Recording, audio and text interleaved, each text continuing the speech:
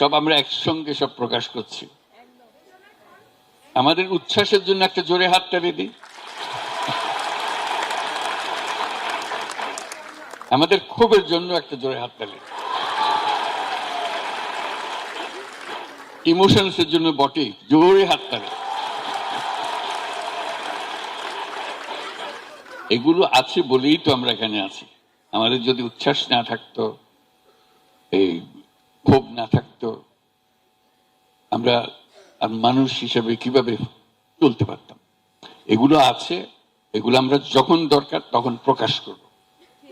যেখানে বড় দরকার সেখানে বড় করে প্রকাশ করব, এখানে আরো বড় দরকার আরো বড় করে প্রকাশ করব। এই শক্তি যেন আমাদের থাকে, এই ইচ্ছা যেন আমাদের জোরদার থাকে সবসময়।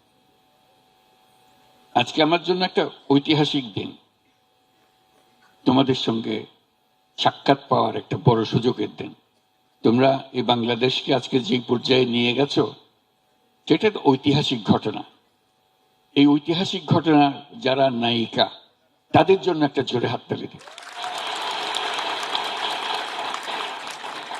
আমি হালকা ভাবে বলছি না জিনিসটা, আসলে বাংলাদেশে যেটা হয়ে গেল এটার নজির পৃথিবীতে খুঁজে পাওয়া যাবে না। বহু অভ্যুত্থান হয়েছে, বহু রকমের হয়েছে, কিন্তু এইটা একেবারে সম্পূর্ণ ভিন্ন রকমের এবং তোমাদের নিজেদের হাতে গড়া একটা জিনিস। এখানে কোনো বড় নেতা এসে তোমাদেরকে উদ্বুদ্ধ করে নাই যে এটা করতে হবে, এরকম প্রোগ্রাম দিতে হবে, কিছুই করে না।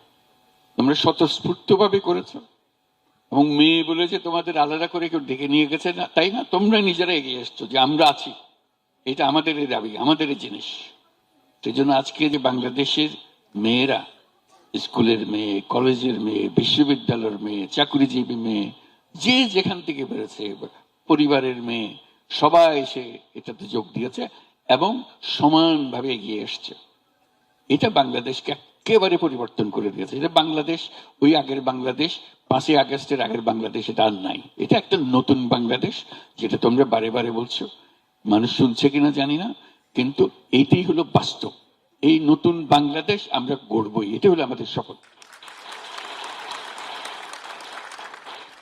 তোমরা যারা রাস্তায় বেরিয়ে এসছিলে, তোমরা যারা প্রাণ দেওয়ার জন্য তৈরি হয়ে এসছিলে, কেউ প্রাণ দিয়েছে, কেউ আহত হয়েছে, যে আহত যে আছে এখানে আছে না, আছে, দেখি একটু দাঁড়াও তো তুমি।